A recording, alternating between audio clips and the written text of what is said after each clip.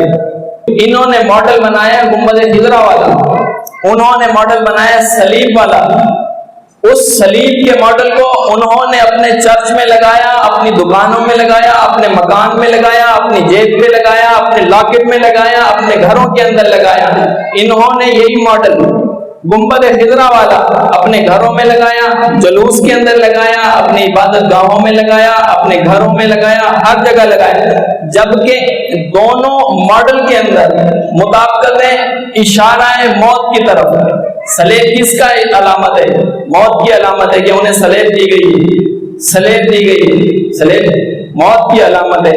گنبد خضرا یہ بھی موت کی علامت ہے کہ قبر کس کی ہوتی ہے؟ جسے موت آتی ہے. جس کی قبر اس کی ہوتی ہے جسے موت آتی ہے. موت نہیں مانتے، قبر والا ماڈل لے کے گھومتے ہیں. موت یہ بھی نہیں مانتے، صلیب کو لے کر گھومتے ہیں.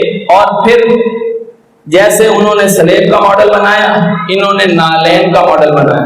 وہ صلیب کے متعلق عقیدہ رکھتے ہیں کہ یہ اگر اس کو گھر میں لٹکا دیں گے اس سے خیر و برکت ہوگی، اگر اس کو دکانوں میں لٹکا دیں گے اس سے آفات میں بلاؤں سے بچا جا سکتا ہے. مشکل کے وقت صلیب گلے میں ہوگی تو یہ ہماری حفاظت کرے گی. اور یہاں ان کا کیا عقیدہ ہے؟ نالین کو مسجد کے اندر لگایا باعث برکت سمجھ کے، گھروں میں لگایا، ماتھے پہ لگایا، گلے کے اندر لٹکایا باعث برکت سمجھ کے کہ اس کے اندر برکت ہے.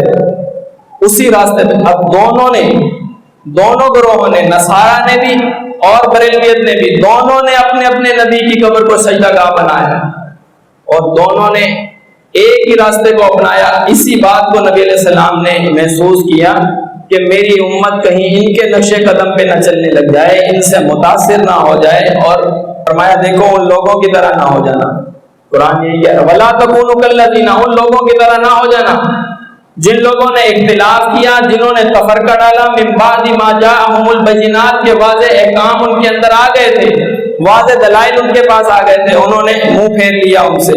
فرمایا وَأُولَٰئِكَ لَهُمْ عَذَابٌ عَظِيمٌ، ان کے لیے بہت بڑا عذاب ہے.